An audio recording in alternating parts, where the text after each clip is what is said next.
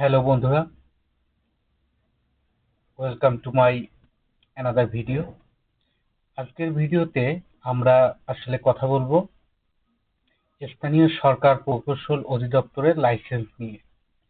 তো আমরা স্থানীয় সরকার প্রকৌশল ওয়েবসাইটে যদি আসি, এখানে আমরা দেখতে পারবো যে গত 20/7 একটি সার্কুলার হয়েছে।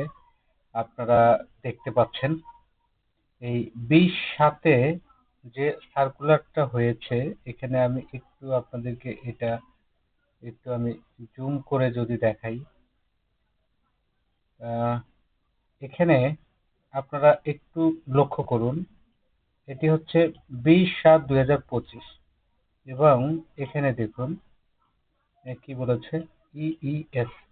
অর্থাৎ এখন থেকে আপনারা চাইলে আপনারা অনলাইনের মাধ্যমেই, অর্থাৎ এলজিডি স্থানীয় অফিসে, যেমন ডিস্ট্রিক্ট অফিসে না গিয়েও আপনারা কিন্তু এলজিডি লাইসেন্স নবায়ন করতে পারবেন এবং নতুন ঠিকাদাররা এলজিডি লাইসেন্স কিন্তু আপনার করতে পারবেন। তো এই সার্কুলারে কি আছে, আমরা যদি একটু এটার ভিতরে প্রবেশ করি, যে পরিপত্রটা আছে আমরা যদি এটা একটু দেখি, তাহলে আমরা দেখতে পারবো যে এখানে বলেছে সীমিত দরপত্র পদ্ধতি এলটিএম তে দরপত্র আহ্বানের জন্য ক্রয়কারী পিই, এটা কিন্তু দেখেন এই যে স্থানীয় সরকার মন্ত্রণালয় ঠিকাদার তালিকাভুক্তিকরণ ও নবায়নের ক্ষেত্রে ইলেকট্রনিক ইনভেস্টমেন্ট সিস্টেম ইইএস চালুকরণ প্রসঙ্গে স্থানীয় সরকার প্রকৌশল অধিদপ্তরের আওতায় জেলার নির্বাহী প্রকৌশলীর দপ্তরে সীমিত দরপত্র ক্রয় পদ্ধতি এলটিএম তে দরপত্র আহ্বানের জন্য পাবলিক প্রকিউরমেন্ট বিধিমালা 2008 বিধি 52 এর আলোকে যোগ্যতা সম্পন্ন ঠিকাদার তালিকাভুক্তিকরণ ও নবায়ন প্রক্রিয়া সম্পাদনের ক্ষেত্রে বিদ্যমান অফলাইন পদ্ধতির পাশাপাশি 2025-26 অর্থবছর থেকে অনলাইন পদ্ধতি ইলেকট্রনিক ইনভেস্টমেন্ট সিস্টেম ইইএস চালু করার সিদ্ধান্ত গ্রহণ করা হয়েছে।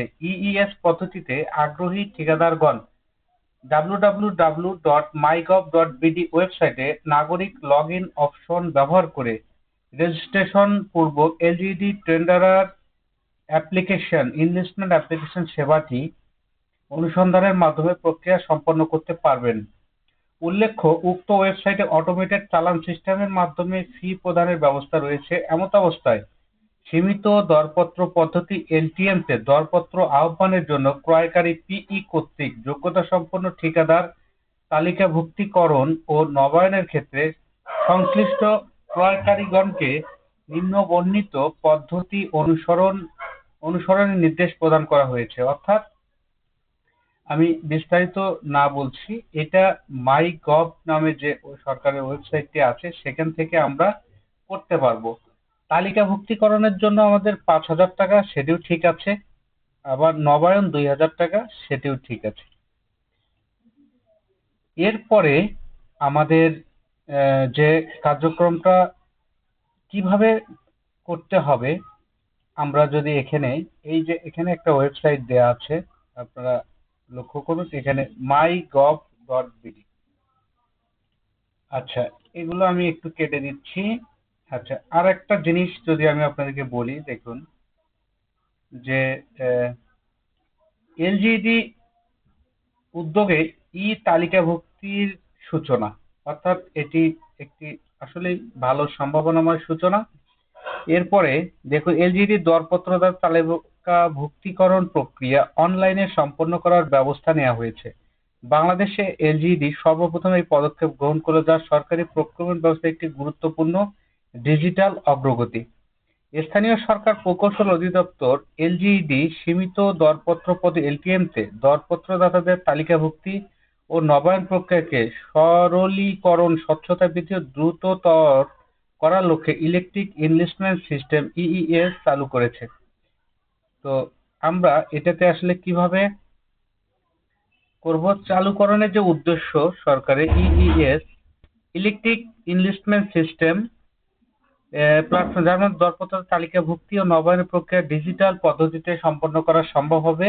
এই পদ্ধতির উদ্দেশ্যগুলো হলো আবেদন প্রক্রিয়াকে সরল ও স্বচ্ছ করা, ম্যানুয়াল পদ্ধতির পরিবর্তে একটি স্বয়ংক্রিয় অনলাইন পদ্ধতি চালু করা, আবেদনকারী এবং কর্তৃপক্ষের জন্য সময় শ্রম সাশ্রয় করা, দাপ্তরিক কার্যক্রমে অধিকতর স্বচ্ছতা নিশ্চিত করা এবং অনিয়ম রোধ করা, সরকার ও আবেদনকারীদের মধ্যে প্রত্যক্ষ যোগাযোগ হ্রাস করা, নতুন ও স্থানীয় ঠিকাদাররা অংশগ্রহণ সহজ হয়।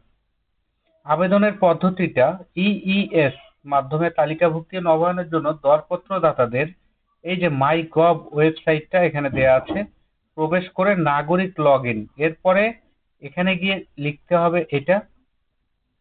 তো আমরা যদি এই পদ্ধতিটা অবলম্বন করি আর কি, তাহলে আমরা পর্যায়ক্রমে কিন্তু পাবো। এরপরে আমরা এখানে অনলাইনের মাধ্যমেই কিন্তু ফি প্রদান করতে পারবো। এখানে যে পরিমাণ ফি আছে, আবেদন ফি, সেটি হচ্ছে নতুন তালিকাভুক্তির জন্য 5,000 টাকা এবং নবায়নের জন্য 2,000 টাকা। এটা কিন্তু অনলাইনের মাধ্যমে জমা দেয়া যাবে। আমরা এই পুরো প্রক্রিয়াটা দেখবো, আপনারা সাথে থাকবেন। আবেদনের সময়সীমাও এখানে দেয়া আছে।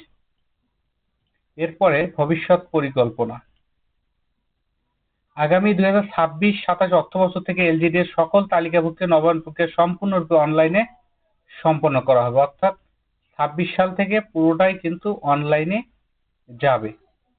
তো তাহলে আর স্থানীয় অফিসে কাউকে ঘুরতে হবে না, কাউকে ঘুষ দিতে হবে না। ঠিক আছে? তো আমরা একটি নিউ ট্যাব নিলাম এবং এখানে লিখি মাই গভ।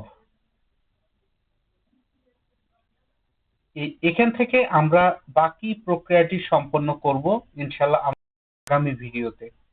ইনশাল্লাহ পরবর্তী ভিডিওটা দেখার আমন্ত্রণ জানিয়ে আজকের মতো বিদায় নিচ্ছি।